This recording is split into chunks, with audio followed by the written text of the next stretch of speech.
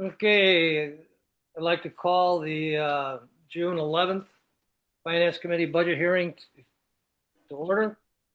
Roll call, Counselor Sullivan, Here. Counselor Bean, Here. and Counselor Figgy. First on the agenda tonight is the Collector Treasurer, Matt Barnes. You want to give us an overview of the collector and any highlights? Okay, on the collector's budget. On the collector, correct. Yep. So most of the change on this budget is related to the assistant collector position. The prior assistant collector had retired, and the person in the position now is at a lower salary. So that's the largest change. In terms of our biggest expense, it's the purchase of services line. Every year, this is our biggest expense. It's related to our vendor for printing and mailing all the excise and real estate bills. So this is all the postage cost. There's a couple small charges in there, but the majority of it is the postage cost. And as the post office changes their rates, we have to try to keep up with them. Yeah, good luck anticipating that one. So That's the hard part. We don't know when they'll increase. So Matt, just on that, how do you have a $5,500 decrease? Because there's no way postage is going to go down. So we tried to cut it a little closer to actual to try to help save money in the overall budget. Okay. If postage goes up too much, I might have to come back, but hopefully, we're much closer and we won't need it. Need to come back. Buy a whole bunch of forever stamps. yeah. Actually, the commercial rate might be cheaper. Thank you, Matt. You're welcome. Any questions, Brent? No, nope, not on that budget. Pretty clear cut. Thank you, Matt. Now let's move on to the treasurer. So the treasurer's budget, not a lot of changes here, very similar to the prior years. The largest expense, it's listed as Social Security, but it's the Medicare cost for all employees of the city. This includes, city, schools, and the G&E. So it goes up, a small amount. Well, it's a large amount, 30,000 each year, just to try to cover the costs related to the increase in salaries related to contracts. As they get raises, our Medicare cost goes up. Okay. Thank you for that. Anything, Rick? Yeah, just with regards to, you mentioned the schools and probably more importantly, the G&E on the Social Security. Do they reimburse for that? The G&E reimburses, yes, quarterly. Okay. And then do the other enterprise funds also I reimburse? don't know how that's accounted for, if that's part of the intergovernmental calculation or how they do that with, say, water and sewer. Right. Water, sewer, I mean, even ambulance. Yep. Okay. And schools don't.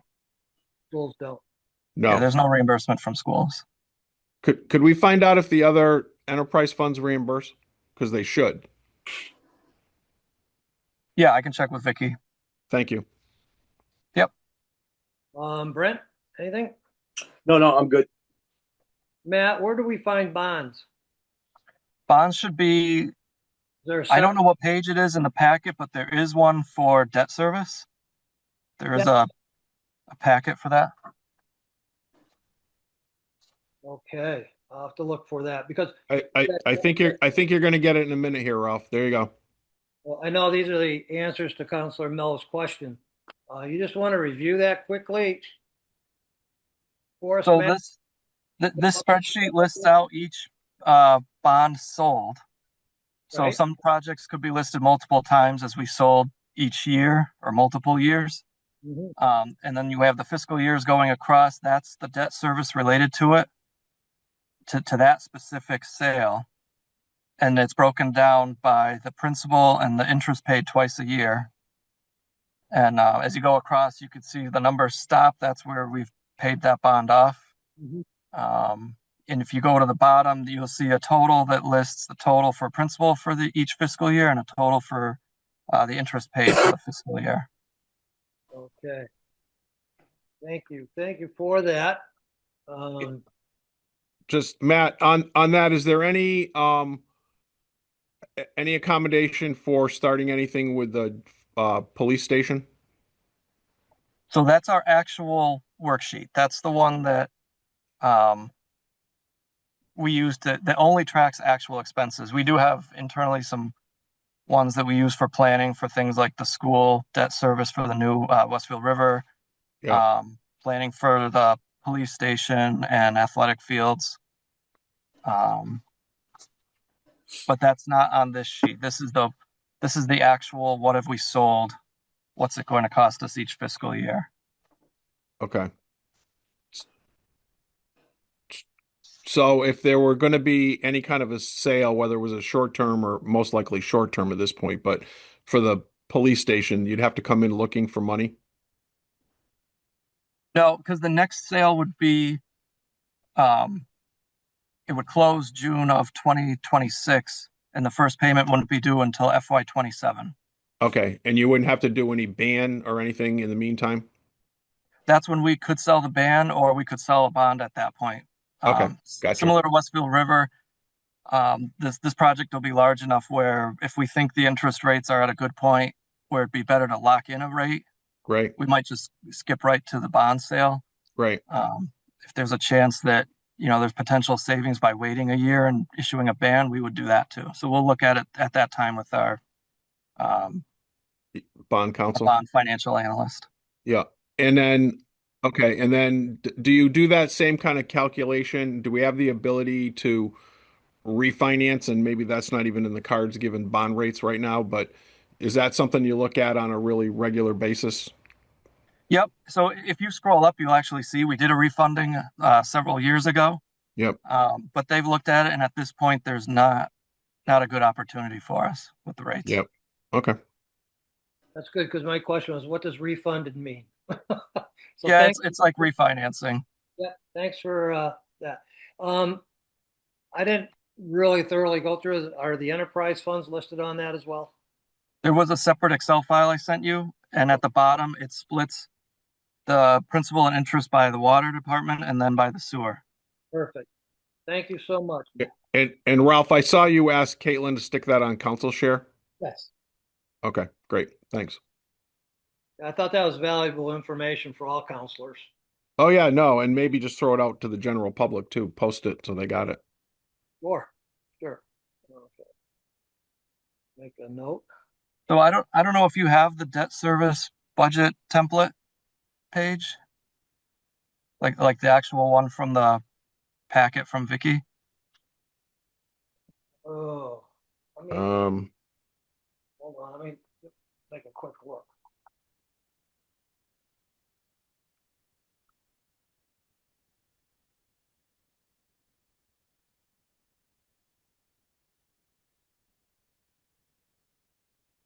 Yeah, we do. It's in the original packet. Is it under debt service, Rick? It is under debt service. Yep. So the request is well, what's the total request? 7,049,380. There you go. Yep, that's it. Yeah. Good job. Thank you, Pete. Thank you, Matt. You provided very valuable and interesting information. Anything else on? Matt, is there anything you wanted to flag on this one on the debt service? So the big change here is the interest on temporary notes is higher than it's been, and this is related to an extra $5 million ban for the Westfield River Elementary School. So that the city has to pay the costs of constructing it, get reimbursed by MSBA, and then there'll be the final reconciliation with MSBA. So we had to sell an extra $5 million ban this year that we'll pay interest on during the next fiscal year. But we don't expect that whole $5 million to turn into a bond because we'll get additional reimbursements from MSBA in the final reconciliation. They have a holdback that they'll pay at the end once everything is closed. But we have to pay the construction costs up front for that. And I'm assuming they don't reimburse any of the interest on the band that we needed to do, No, even though they're going to pay part of that principal in the recalculation. right. What's the delay? Okay. Can you speak to the delay? Is it just a construction delay? Is that what we're talking about? Or Well, no, it's just the delay. It's not a delay. It's just the final reconciliation of all the costs for that project have to be incurred and paid. And then MSBA will do their final reconciliation of all what's covered and what their reimbursement rates are on it. And then we get the final payment. As you near the end, they hold back. I think it's 5% they're holding back at the end. And then once they do that process, that's the final payment to us. And then we'll know our final bond number for the project. And Matt, just in best practices or what Wall Street takes a look at on bond ratings and whatnot, the amount of that $7 million that we've got bonded in terms of the payment, that's still within best practices. Oh yeah. That number hasn't really increased. So as inflation has gone up and our budget has gone up, that number has stayed flat. So Yep. We're okay with that. Great. Thanks. I think those are the totals, guys, for the bonds. I think they sent that over as well. Thank you. So Thanks. this is different. The question was asked about what was authorized, what's been sold, and what's hasn't been sold. So that's what we have here. We have our authorization. The bond column is what's been sold on the bonds. Bands are what we have out right now.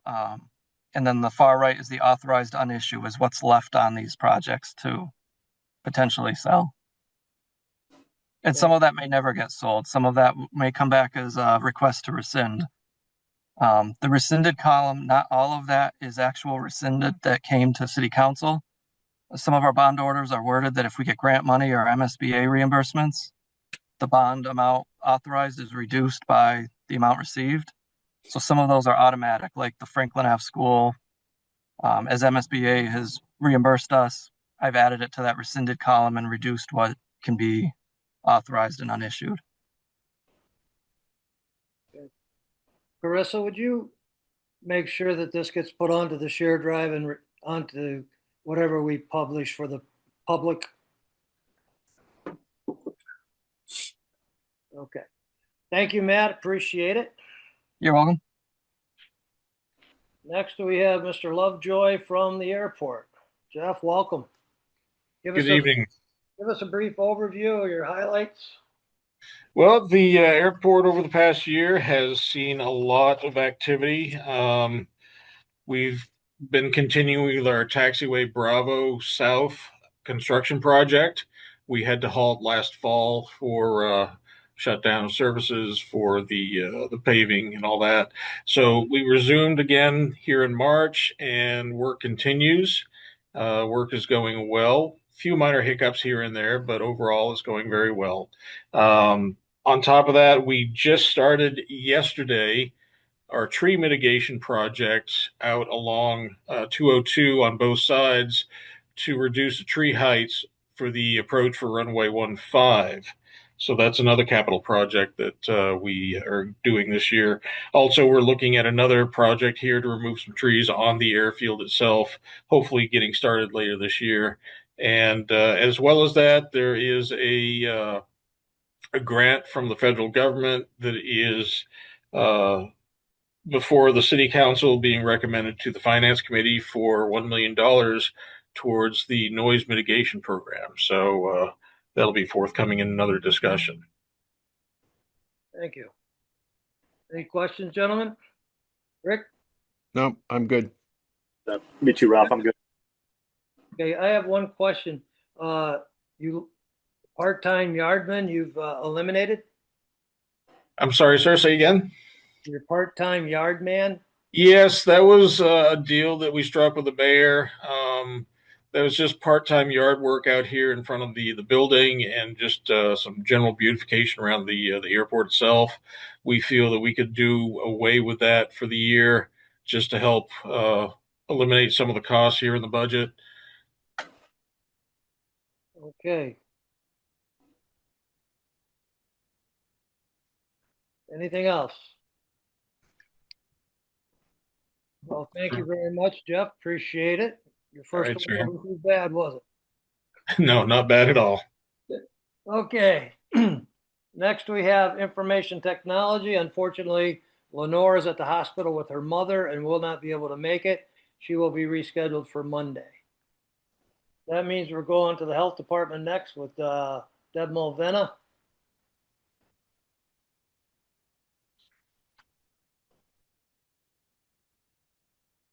Deb, are you on?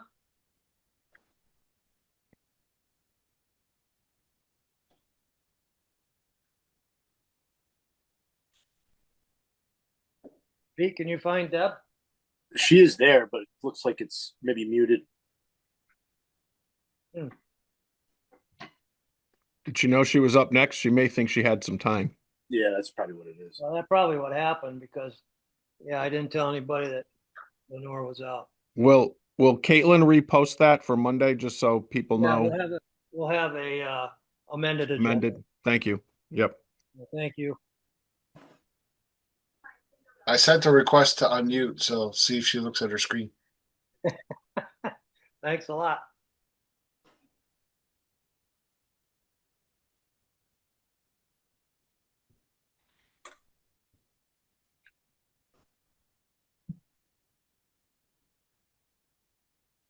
Do you want to skip over and do Peg?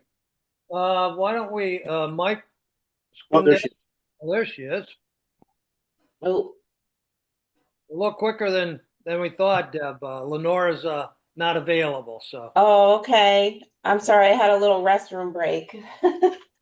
that's important. We got to take care of all those That's bottles. right. You want to give us a highlight of the health department's budget? Sure. The biggest highlight is that we combined the nurses' budget into the health department budget. Originally, we had a supervising public health nurse, but now that the health director is a nurse, I didn't feel that that supervising nurse position was necessary because I'm able to supervise the nurses with my license. So I took the money for that to fund an assistant director. That comes in at a lower rate than what I was being paid when I vacated the position. And also, we moved the nurse back from the senior center to replace the nurse that I was. So I was two positions. I was an assistant / supervising public health nurse. That was eliminated when I vacated per our contract. Couldn't have that anymore for the next hire. So I took the money, made an assistant, brought Evelyn back from the senior center to fill a staff nurse position. So now we have 2 nurses in the health department, but she's still continuing on with senior services out of this office so that we have a smooth transition. We didn't want to leave them without the services that she started there. Let's see. So those are the biggest highlights, really. Perfect. Any questions, Rick? No, so do you not have access to a vehicle? Because I see it got cut totally. So we had a lease that was totaled. Yeah. So the insurance paid for us to buy a new vehicle, which allowed us to eliminate our lease payment. So no more lease payment. It's ours. We own it, brand new car. Okay. There you go. Thank you. Well done. Very good. Okay.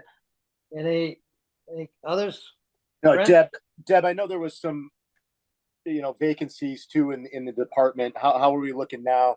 I know you guys filled a vacancy, recently, but everything fully staffed? We had another turnover in the inspector position. People in this field are constantly moving to other towns and cities and moving up and moving across.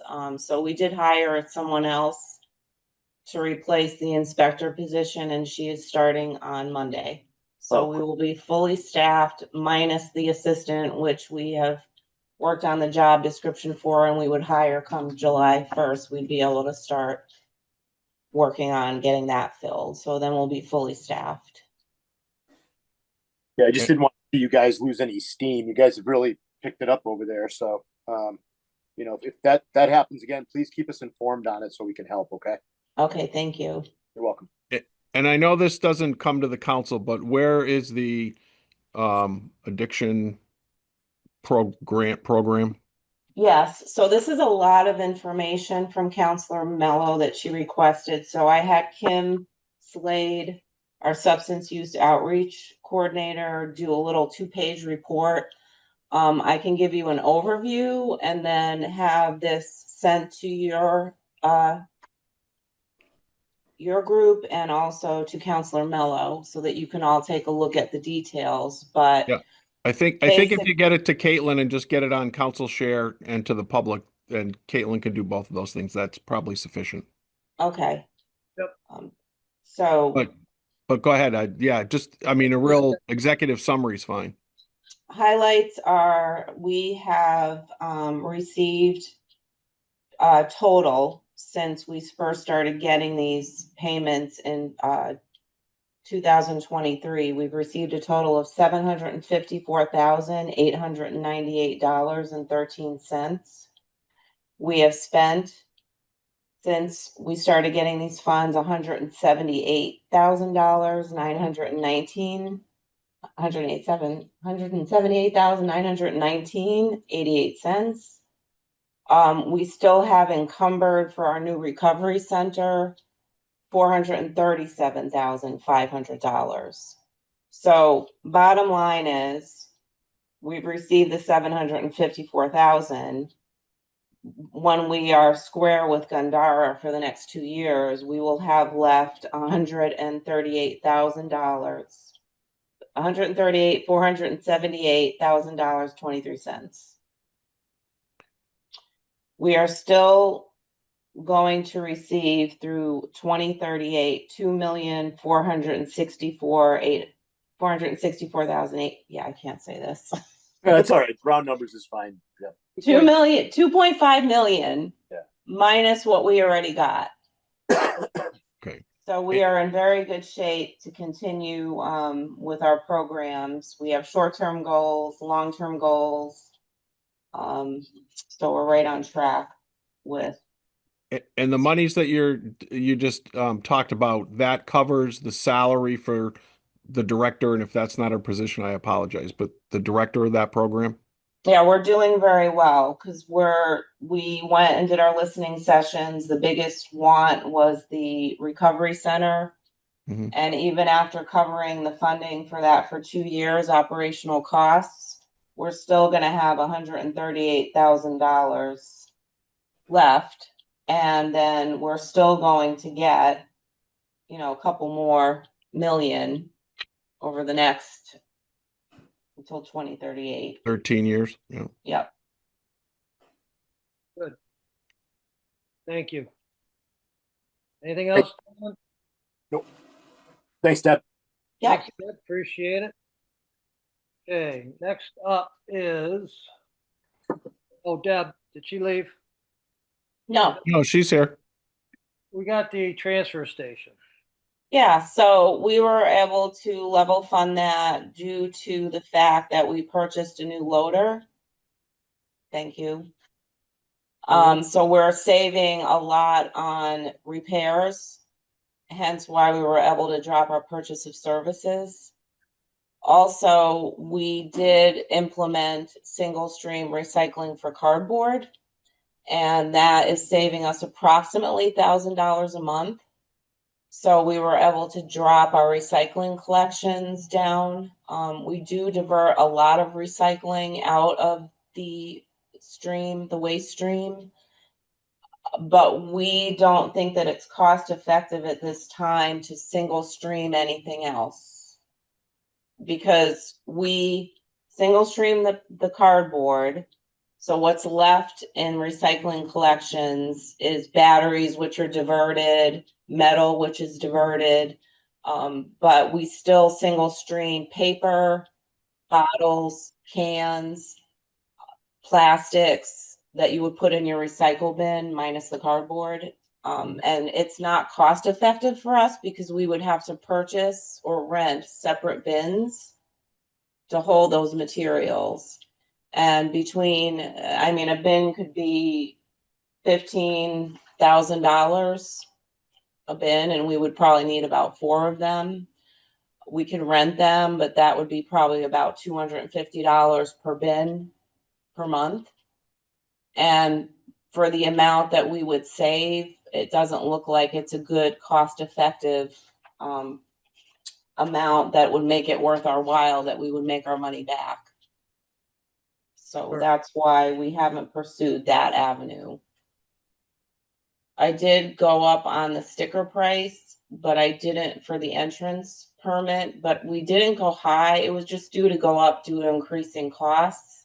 But I didn't want to price out the general public that uses it for their occasional party, that they have extra trash, or they might have a bulk item that they need to bring up there. You know, we want all the residents to equally be able to use our transfer station for what it's intended for.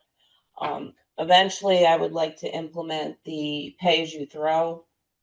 Our board is in agreement with that, that's something we're looking at doing, and that's for the people that are bringing in, truckloads almost every week of garbage. That's where we need to control the waste and encourage people to divert to recycling or reuse, reduce.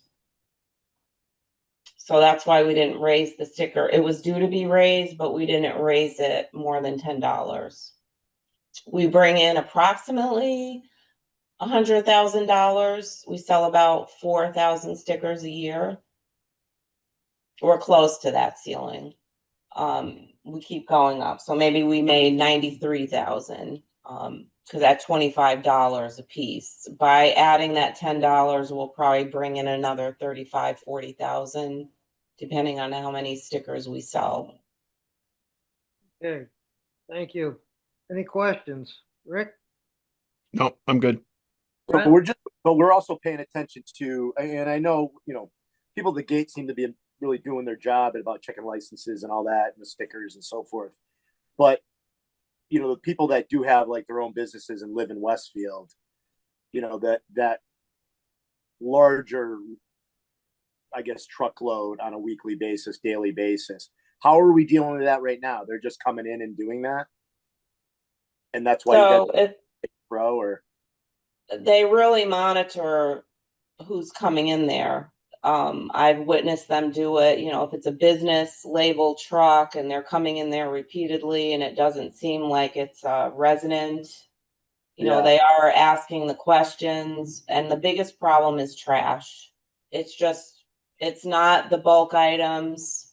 Right. It's the trash. So we don't know if, people with apartment complexes aren't paying for their trash haulers to come and get it, and they're hiring someone to bring in apartment trash. But if they have a big complex, they're supposed to hire someone to come and get that trash. They're not supposed to have curbside pickup. So it's cheaper for them to probably pay someone with a truck to come every week and dump the trash, or have the landlord dump the trash, than it is for them to hire a company to pick up the trash.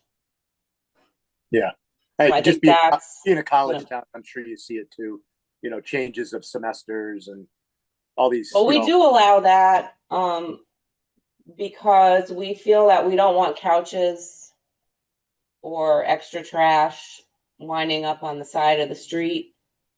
Yeah, I get the bulk items, but the trash itself, that's a little concerning, I guess.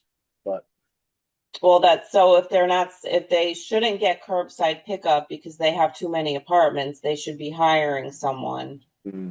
So the thought is that if we're charging them to bring in those extra bags, that's going to deter them, because they're going to wind up spending more money bringing each bag and hauling it, than it would be to hire a contractor to come and do it. And I do plan on looking at other towns have ensured that apartment complexes have an agreement with a hauler if they're not getting curbside pickup. So that's I think it was the town of Long Meadow. So that's something I want to look into to make sure that if you have apartments that are not qualifying for curbside pickup, you can show that you're having a contractor come and pick it up. I think that's a great idea. Sounds good to me. Thank you. The only thing I'd like to see you guys work on for the next year is to bring in-house the permit sales. I know Big Y did us a very big favor when they took on that sales during COVID, but I was there and saw somebody from Agawam get a sticker because they didn't ask them for their license. And the only reason I knew that is I used to work in Agawam. So I think we need to tighten that up a little bit. If we could bring it in-house, I think that would do that. I don't know what it takes, but it's just Right, there's we've looked at that. The cons to that is that we can't, and I don't know if it's changed, we can't sell them up at the transfer station. And if the office, if we put that into the clerical position and that person is out, we only have one clerical person up there that could possibly handle money. So that was an issue. Maybe we could have some sort of ID like they do when you park in another community and you can scan your license. I don't know, but also we have people complain that they can't access it all, 7 days a week. They can't come and buy a sticker. So there's pros and cons, but we can look into that. Both sides. It's just something I would like to see if at all possible. I don't know if it is. So if you guys, Right, they eliminated those positions when they closed the license department for that. Yep. So. Okay. Any other questions for Deb? No, I'm good. So, Very good. Thank you, Deb. Appreciate it. Thank you. thanks, Deb. Good night. Next up is Mr. Squindo with the Council on Aging. Evening, everyone. How are you? Michael. Good. So overviews financially for the department. Looking at that budget sheet, we had a retirement of our program director, and so I am asking for a regrade of that position to an assistant director, which ultimately would save a few dollars in the first year, but allow us to increase internal stabilities while providing the same level of services. And then, as I just scanned down really quick, the next big change that you'll see is the creation of a transportation coordinator. About this time last year, or winter of last year, we applied for a grant, and we've been notified that we've been awarded the grant. I'm waiting on final contracts. In effect, the 37,625 in the line item for the transportation coordinator would start the position in September. It would be a full-time position. And between the salary listed here and the cost of benefits as expected, that would conclude the city's match to the overall operational grant. We would then receive an equal dollar amount in response to our expenses. So for, I think it's roughly it comes out to be like $67,000 in operating money. All of our expenses will be covered through this full-time position. We would receive that amount in match from the grant, and those would be used to cover all the other costs from part-time drivers, insurance, maintenance, gas, all of the other operational costs that go into running the transportation program from September through June. And then any increase in costs going forward that the city incurs would be matchable on that grant amount as budgeted from year to year. So just to be clear, it's not like we're going to be picking up another quarter in FY27 without some sort of an equal match from the grant. And then it's not reflected because it's not a tax budget conversation, but I want the council and this committee to know that we also had our companion program position. She retired. So we merged that position with one of our other grant funded positions and created an intake and referral position. So that created some financial efficiencies, but it also creates some operational efficiencies for us. So as we'll start getting into some of the other budget conversation, I think that's where some of that benefit occurs for us. The biggest change in the purchase of services and the expenses line is under purchase of services. In order to zero out my bottom line budget with the transportation coordinator increase, we first went through and looked at all of the funding that was being paid for under the tax dollars that we could migrate into revolving accounts that were established this year, thanks to help from auditing and legal and the mayor's office for that. So that was about a $5,000, it was $5,400 that we transferred out. That it's not an efficiency, if you will. It's still an expense that we're going to incur, but we're going to be able to absorb that into the cost of service for the nutrition program. And then we went through and looked at our actual expenses, removed a smaller amount of money there, again, a couple $1,000s, I think is what it came out to be. And that left us with the remaining amount, which I am proposing to remove from what would be the line item for gas and electric within the purchase of services account. Again, it's not an efficiency. We're migrating it to the state grant. The state grant will pick it up for the year. I think I can easily absorb that for a year. As I said to the mayor, my concern is not next year, it's the years after that when we just don't know what state grants will look like, et cetera. But the state grant has historically been stable for us. So I think it's something that we can work creatively on to slowly bring those that reduction from the tax budget back in without necessarily having to see a significant impact in the future all at once. That is, in essence, those are really the biggest pieces as far as what was removed. We removed additional small equipment for a small amount of $800 just based on actual expenses. And my thought process there is to work with my building maintenance craftsmen to look at what are we expecting to need in future years, so that if that line is funded as a request, it's based on sort of like a capital request, but obviously it's not capital, it's a much smaller amount. And then similarly in the supplies, we reduced that. The first item we reduced was the kitchen supplies by $2,000. And then we made some efficiencies in both custodial and office supplies for just over $1,500, I think it is, between the two. Yeah, thank you, Michael. Any questions, Rick? Yeah, my only question was the transportation grant, who's that from? So it is a federal grant that's passed through to the state. They pass it through to PVTA, and then PVTA administers it to us. It's through a reimbursement. Yep. Okay. All right. Thanks. Any concern that the federal government isn't going to fulfill the grant funding? So I'm always concerned in any grant that I apply for, especially in the beginning. But I will say, other than the unknowns of the immediate federal questions that are being proposed, historically, this has been, once it's been signed on the contract, it's been a fulfilled grant. From just an anecdotal sort of what I'm hearing, I don't think so. It doesn't seem to fit that concern that the current administration is trying to efficiency. But I mean, as this body knows, any grant money is subject to the whim of the.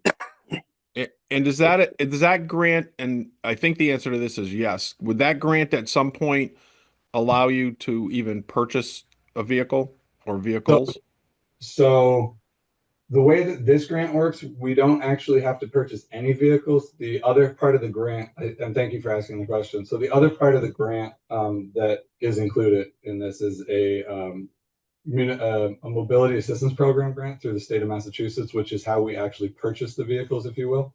Okay. However, we don't, as a city, we're not purchasing the vehicle. PVTA is purchasing it, and they're able to actually match their 20% match through other grants.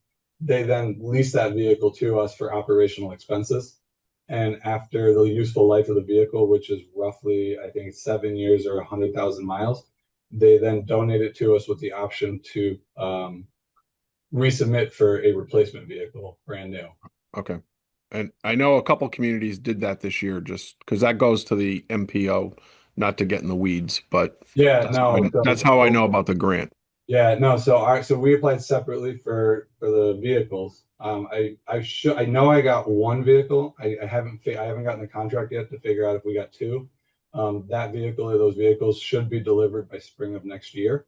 In the meantime, PVTA has committed to me that they would donate two vehicles beyond their useful life to us between now. I'll say between now and September. It was supposed to be between May and the beginning of the next fiscal year. Yep. But we will have it. And the benefit, I think, just for quick reference, is because we're partnered with PVTA, they have a vested interest in making sure that the vehicles they're donating are viable. Yep. One of the concerns from my previous community was that they historically have gotten really secondhand vehicles, but they didn't have that partnership relationship, I think. So Good. Thank you. Brent, anything? No, I'm all set. All right, Michael, thank you so much. Appreciate the information. thank you all. Have a good evening. You're welcome. Peg. Pete.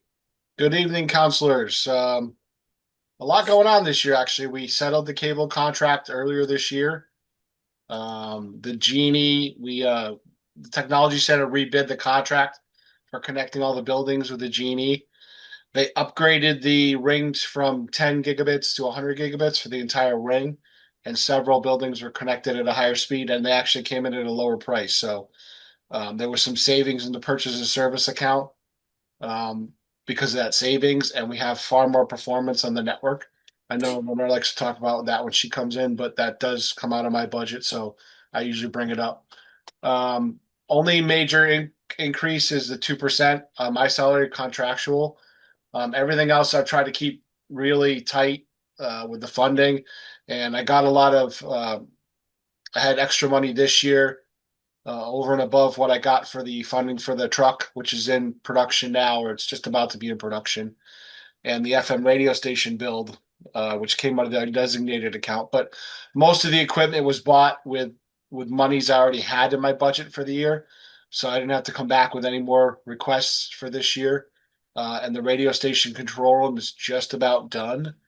And the tower is going into progress by the end of the month for the FM radio station. So we should be ready for testing for that very soon. And the production truck is scheduled to be here in October. Other than that, I will probably be losing a part-timer.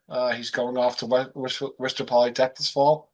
So I'm going to be trying to hire another part-time pool person.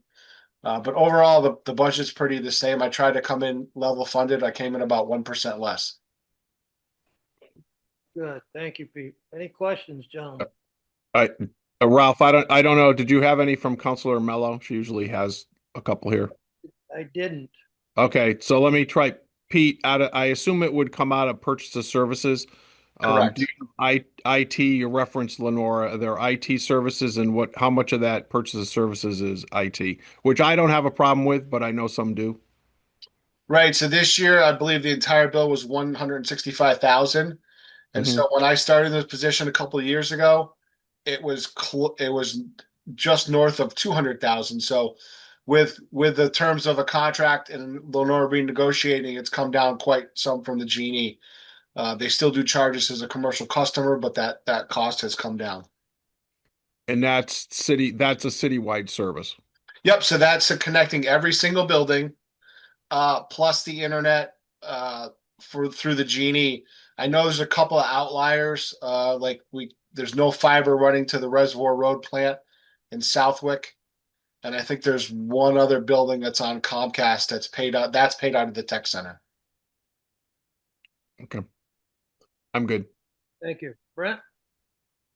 I'm all set. Thanks, Pete.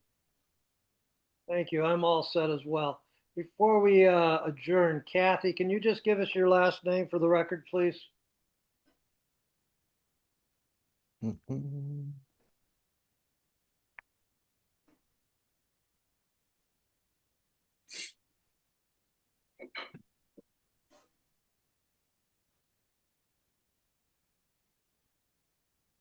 It may have to stay at that, Ralph. Okay, we'll just have to stay with Kathy. Okay. All right. That's all on the agenda for tonight. Do I hear a motion? Motion to adjourn. Second. Motion's been made and seconded. Roll call. Counselor Sullivan, Yes. Counselor Bean, Yes. Counselor Figgy, yes. Meeting's adjourned. Krista,